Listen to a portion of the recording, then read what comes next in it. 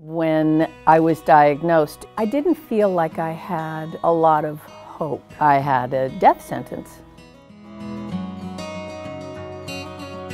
My name is Monsita Botwick, and I am 65 years old. In May 2014, I had pain in my stomach, and it was also in my back, and I kept thinking, well, maybe I've got an ulcer. When I had a CT scan, my GP called it a cystic structure. I went for the endoscopic ultrasound. This doctor, God bless him, he said, it's a tumor. I said, but it doesn't mean that it's malignant, right? And he said, it's 100% malignant.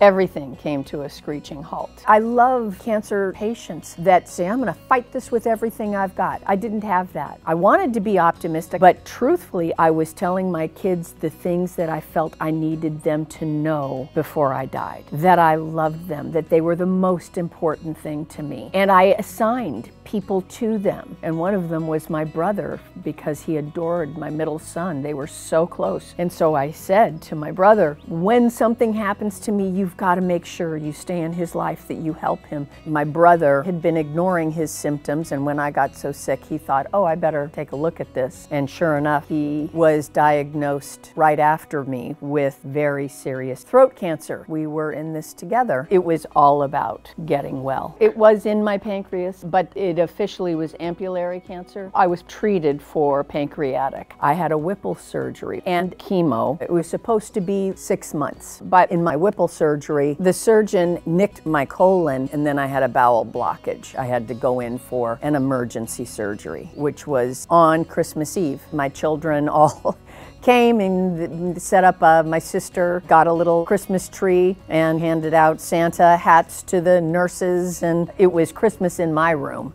That is for sure. After my second surgery, I couldn't imagine myself going back on chemo. I just felt so sick and so tired. I have a deep faith, and I would go to church and I'd feel surrounded by love and hope. But it was more hope for me, not hope that I could muster, because I couldn't do that falsely. And I needed help. This therapist, Dr. Coscarelli, somehow helped me see how far I had come and that I could go farther. I had more gas in my tank. I can't even say I owed it to myself, because I was ready to just throw in the towel. I not only can, I need to. I need to for my children. I need to for my friends who have loved me. How can I stop? I said, okay, I can do this. And I did do it. And I am alive today, in no small part because of her.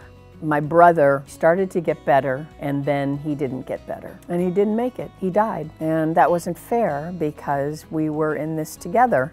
We were going to fight this together, and he didn't make it. And I'm still here, and I'm still having trouble dealing with that. But I did not think that I would be here. And I'm as surprised as anybody. I really am. I'm very grateful in this time. I have a granddaughter. My other son and daughter-in-law are pregnant. I have a lot to live for. I don't know why or how, but I'm grateful. I'm grateful.